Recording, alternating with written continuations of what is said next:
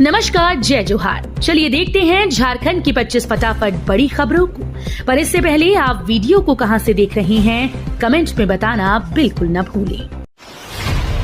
सहारा में निवेश करने वालों के लिए अच्छी खबर। राज्य सरकार ने सहारा के निवेशकों को हक दिलाने के लिए तमाम जरूरी उपाय करने का आश्वासन दिया है। मंगलवार को मुख्यमंत्री हेमंत सोरेन ने एक प्रतिनिधिमंडल से मुलाकात के दौरान कहा कि सहारा इंडिया के निवेशकों को हक अधिकार दिलाने के लिए अब वह सरकार विधि सम्मत कदम उठाएगी। मुख्यमंत्री ने विश्व भारती जन सेवा संस्थान के एक प्रतिनिधिमंडल से मुलाकात की। प्रतिनिधिमंडल ने मुख्यमंत्री से सहारा इंडिया निवेशकों का पैसा वापस दिलाने, जांच आयोग का गठन और राज्य सरकार द्वारा सर्वोच्च न्यायालय में हस्तक्षेप याचिका दायर करने की दिशा में पहल किए जाने का आग्रह किया। सहायक आचार्य नियुक्ति से सीटेट और दूसरे राज्यों से टेट उत्तीर्ण अभ्यर्थी बाहर, जेटेट की ही मान्य। राज्य के प्राथमिक विद्यालयों में सहायक आचार्य के 26,001 पदों पर होने वाली नियुक्ति से सीटेट और दूसरे पड़ोसी राज्यों से टेट उत्तीर्ण अभ्यर्थी बाहर हो गए हैं। अब झारखंड शिक्षक पात्रता परीक्षा उत्तीर्ण अभ्यर्थी ही इस पद पर नियुक्त हो सकेंगे। झारखंड कर्मचारी चयन आयोग ने सीटेट और दूसरे राज्यों से टेट उत्तीर्ण वैसे 53,604 अभ्यर्थियों के आवेदन रद्द कर दिए हैं, जिन्हें झारखंड उच्च न्यायालय के आदेश के आलोक में आवेदन का अवसर प्रदान किया गया था। सर्वोच्च न्यायालय में उच्च न्यायालय के उक्त आदेश निरस्त होने के बाद आयोग ने यह निर्णय किया। ब्रह्मानंद अस्पताल में इलाज के बाद भी मरीजों की होगी संपूर्ण देखभाल। ब्रह्मानंद नारायणा अस्पताल में मरीजों की संपूर्ण देखभाल को सुनिश्चित करने के उद्देश्य से एक नई पहल की गई है। अस्पताल में एक विशेष पुनर्वास केंद्र की शुरुआत की गई है, जिसका उद्घाटन मोनू बिंदु भट्टाचार्य ने किया। इस केंद्र का उद्देश्य इलाज के बाद मरीजों की सेहत को पूरी तरह से बहाल करना है, ताकि वे सामान्य जीवन की ओर लौट सके। यहाँ ऑपरेशन के बाद की देखभाल, लकवे से पीड़ित मरीजों, हृदय और फेफड़ों की बीमारियों से उबर रहे बुजुर्गों और बच्चों को विशेषज्ञों की निगरानी में समुचित इलाज और मार्गदर्शन मिलेगा। इस केंद्र में मरीजों को चलने फिरने, सांस लेने, बोलने और शरीर की सामान्य शक्ति को फिर से पाने में सहायता दी जाएगी। सीज फायर पर कांग्रेस नेता का बयान, जनता जानना चाहती है सच्चाई। झारखंड सरकार में ग्रामीण विकास मंत्री दीपिका पांडेय सिंह मंगलवार को एक मामले की सुनवाई को लेकर दुमका पहुंचे। इस दौरान उन्होंने मीडिया से बातचीत की। मौके पर उन्होंने ऑपरेशन सिंदूर और पहलगाम हमले को लेकर भी बात की। उन्होंने कहा कि भारत पाकिस्तान के बीच तनाव और फिर अचानक से सीज फायर की घोषणा आम जनता की समझ से परे है। जनता सच्चाई जानना चाहती है। मंत्री दीपिका पांडेय सिंह ने कहा कि देश की जनता पीएम मोदी के मन की बात वाली वन वे कम्युनिकेशन को नहीं समझ पा रही है। उन्होंने कहा कि कांग्रेस के शीर्ष नेतृत्व की तरह हमारी भी मांग है कि अंदरूनी सच्चाई क्या है, उसे बताने के लिए संसद में विशेष सत्र बुलाया जाए।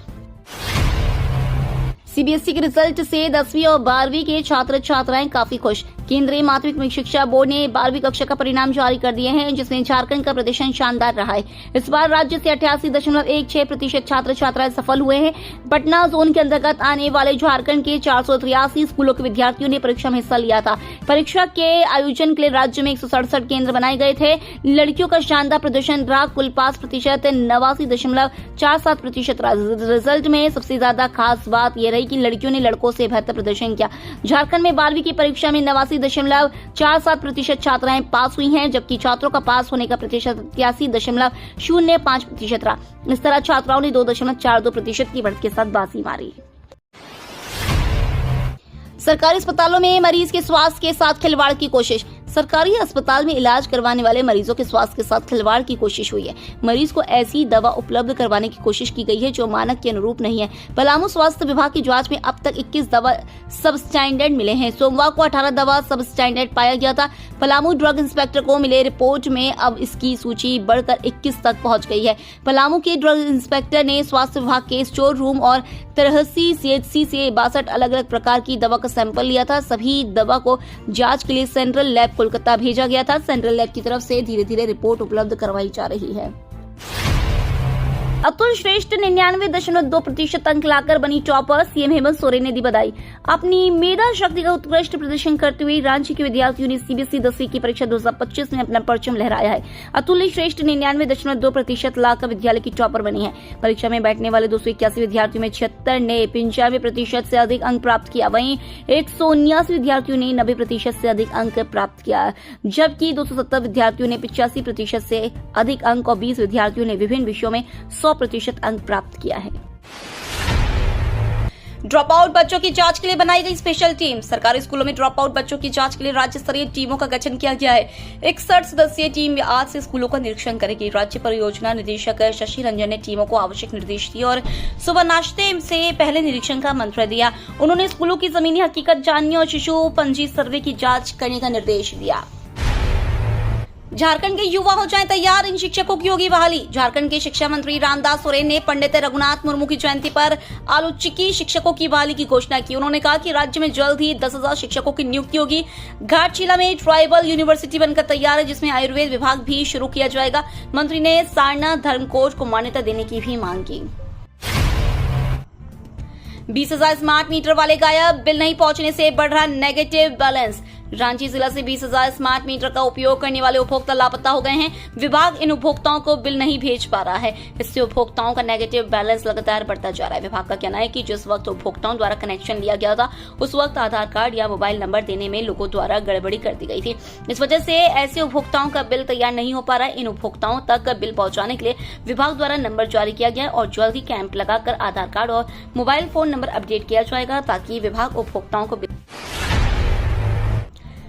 स्वर्णरेखा नदी तट से 40 लोगों का कब्जा हटाएगा प्रशासन।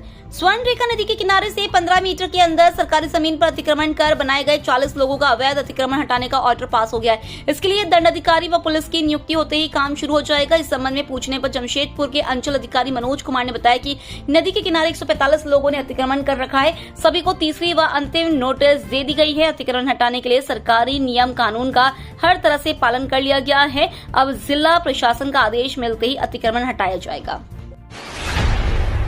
एक ही खाते में कई नाम से पैसा, मुख्यमंत्री मैया सम्मान योजना में मिल गई एक और गड़बड़ी। झारखंड के जमशेदपुर में मुख्यमंत्री मैया सम्मान योजना में कथित तौर पर गड़बड़ी का मामला सामने आया है। जमशेदपुर जिला उपायुक्त अनन्य मित्तल ने योजना के अंतर्गत लाभार्थियों की लिस्ट में अनियमितता की संभावनाओं को गंभीरता से लेते हुए जांच के आदेश दिए हैं। प्रारंभिक जांच में यह बात सामने आई है कि कई लाभार्थियों के नाम एक ही बैंक खाता नंबर से जुड़े हुए हैं, जो योजना के दिशा निर्देशों के विरुद्ध है। इस संदर्भ में सभी प्रखंड विकास पदाधिकारियों और अंचलाधिकारियों को स्पष्ट निर्देश दिया गया कि वे अपने अपने क्षेत्र के लाभार्थियों की लिस्ट की गहन जांच करें और 3 कार्य दिवसों के भीतर रिपोर्ट जिला कार्यालय को सौंपे। योजना के तहत ऐसे 2,912 बैंक खाते चिन्हित किए गए हैं, जिनमें 2 या 2 से अधिक नामों के लाभार्थियों ने योजना का लाभ उठाया है। झारखंड में 1,161 सरकारी स्कूल टीचर्स को मिला शो कॉज नोटिस। झारखंड के सरकारी स्कूलों के 1,161 शिक्षकों ने अब तक ऑनलाइन ट्रेनिंग नहीं ली है।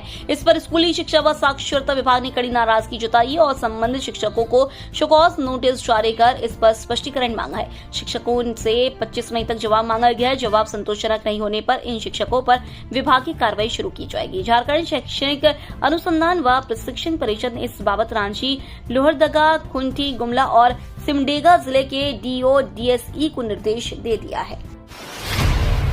फिल्म निर्माण में अलग पहचान बना रहा कोडरमा। जिला का जुमरी तलैया शहर अब सिर्फ रेडियो पर फरमाइशी गीतों के लिए ही फेमस नहीं है, बल्कि फिल्म निर्माण के क्षेत्र में भी लगातार अपनी पहचान बना रहा है। हाल ही में नई दिल्ली में आयोजित 15वें दादा साहेब फाल्के फिल्म फेस्टिवल में कोडरमा के फिल्मकार की फिल्म को सम्मान मिला। प्रसिद्ध चिकित्सक और फिल्म निर्माता डॉक्टर वीरेंद्र कुमार के राजवी प्रोडक्शन के बैनर तले बनी भोजपुरी फिल्म प्यार से और म्यूजिक वीडियो देखो कहां से कहां आ गए के चयन होने पर अवार्ड देकर सम्मानित किया गया।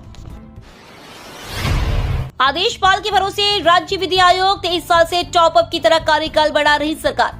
झारखंड सरकार का एक ऐसा आयोग जो महज आदेशपाल के भरोसे चल रहा है। जाहिर तौर पर इस आयोग में कामकाज कैसे होता होगा, इसका अंदाजा लगाया जा सकता है। हम बात कर रहे हैं राज्य सरकार के विधि आयोग की, जहाँ ना तो अध्यक्ष है और ना ही सचिव। लंबे समय से अध्यक्ष और सचिव के नहीं होने से यहाँ कार्यरत 4 कर्मचारियों में से 3 को विधि विभाग ने अपने कार्यालय में सेवा देने के लिए बुला लिया। जाहिर तौर पर एक आदेशपाल जो दिव्यांग होते हुए भी कार्यालय को जिंदा रखे हुए हैं। जब ईटीवी भारत की टीम इस कार्यालय पहुंची तो आदेशपाल मुन्ना कुमार अन्य दिनों की तरह साफ सफाई के बाद वहां मौजूद थे। इस दौरान ईटीवी भारत से बात करते हुए मुन्ना ने बताया कि यदि अध्यक्ष सचिव आ जाते हैं तो कार्यालय गुलजार हो जाता है।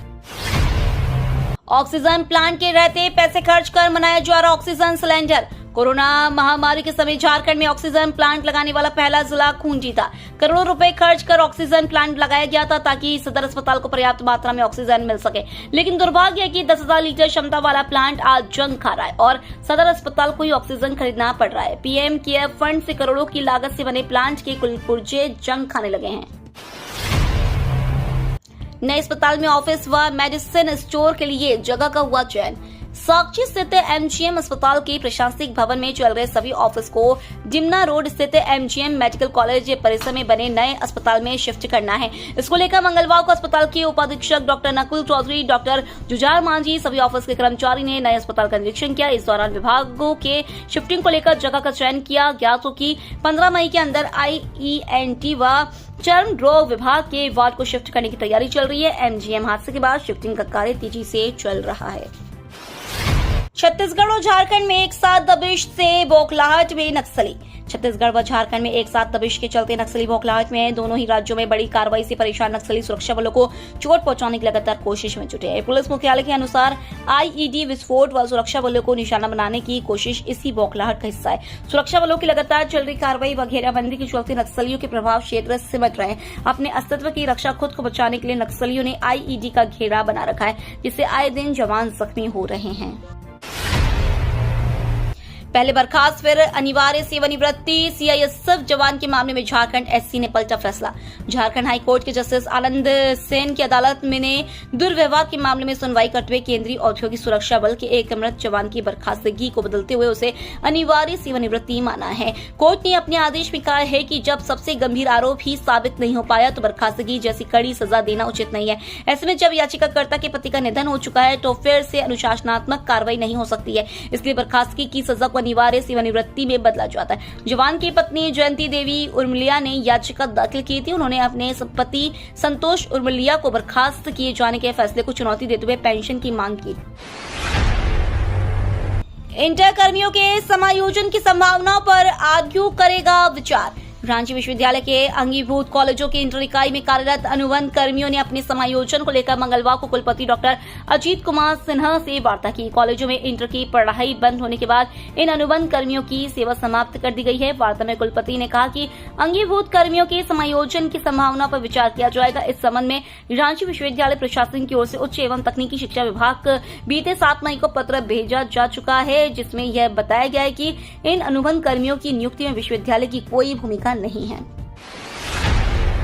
अब सरकारी स्कूलों को भी मिलेगा गोल्ड और सिल्वर का ग्रेड। राज्य के सरकारी स्कूलों की शैक्षणिक गुणवत्ता और माहौल का आकलन करने के लिए स्कूल प्रमाणीकरण की प्रक्रिया पूरी कर ली गई है। इसके तहत हाल ही में सरकारी स्कूलों में विद्यार्थियों की सैंपलिंग कर परीक्षा ली गई ताकि शिक्षा के स्तर का वस्तुनिष्ठ मूल्यांकन किया जा सके। अब इसी आधार पर जल्द स्कूलों को गोल्ड, सिल्वर और कांस्य ग्रेड का प्रमाण पत्र प्रदान किया जाएगा।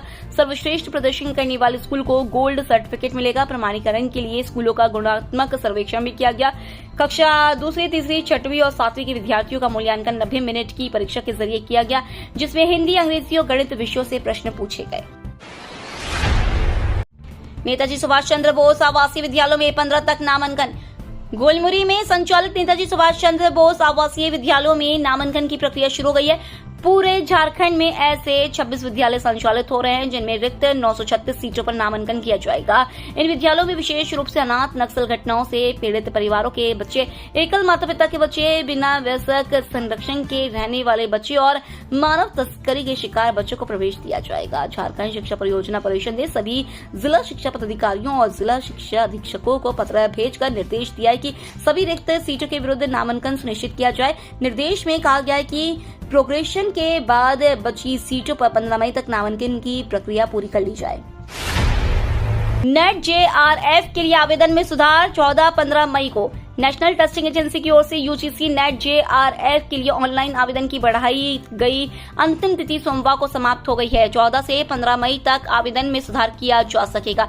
UGC के अनुसार नेट परीक्षा 21 से 30 जून के बीच आयोजित की जा सकती है। इस परीक्षा में शामिल होने के लिए अभ्यर्थी का संबंधित विषय में पोस्ट ग्रेजुएशन पास होना या अंतिम वर्ष में अध्ययनरत होना अनिवार्य है। 4 वर्षीय ग्रेजुएशन करने वाले अभ्यर्थी भी इस परीक्षा में भाग लेने के लिए पात्र हैं। आवेदन के समय अभ्यर्थी की अधिकतम आयु 31 वर्ष से अधिक नहीं होनी चाहिए। कई पब्लिक स्कूलों में छोटे बच्चों की गर्मी छुट्टी शुरू। मुख्य संवाददाता जिले के कई पब्लिक स्कूलों में छोटे बच्चों की गर्मी छुट्टी सोमवार से शुरू हो गई है। वहीं कई स्कूलों में 15 व 16 को पढ़ाई के बाद गर्मी छुट्टी शुरू होगी। गर्मी छुट्टी के लिए स्कूलों में बच्चों को दिए जाने वाले होमवर्क की तैयारी को अंतिम रूप दिया जा रहा है। वहीं सरकारी स्कूलों में 21 मई को पढ़ाई के बाद गर्मी छुट्टी शुरू होगी। कस्तूरबा स्कूलों में 24 मई से गर्मी की छुट्टी घोषित की गई है। विनोद बिहारी महतो कोयलांचल विश्वविद्यालय धनबाद के अधीन धनबाद व बोकारो के कॉलेजों में 1 जून से गर्मी छुट्टी शुरू होगी। जामताड़ा रामकृष्ण मठ में मूर्ति खंडित करने पर रोष, छानबीन में जुटी पुलिस। रामकृष्ण मठ में श्री रामकृष्ण परमहंस की मूर्ति खंडित किए जाने का मामला प्रकाश में आया है। इसे लेकर पुलिस जांच में जुट गई है। मठ के महाराज ने पुलिस से दोषी पर कार्रवाई करने की मांग की है। जामताड़ा के रामकृष्ण मठ में श्री रामकृष्ण परमहंस की मूर्ति खंडित किए जाने के बाद मठ के महाराज व भक्तों में काफी रोष है। घटना की सूचना मिलने के बाद जामताड़ा के अनुमंडल पुलिस पदाधिकारी, जामताड़ा के पुलिस निरीक्षक सह थाना प्रभारी पुलिस बल के साथ मठ पहुंचकर छानबीन में जुट गए हैं। तो ये थी झारखंड की 25 बड़ी खबरें। रोजाना ऐसे ही सबसे पहले अपडेट पाने के लिए चैनल को सब्सक्राइब और वीडियो को शेयर जरूर करें। धन्यवाद।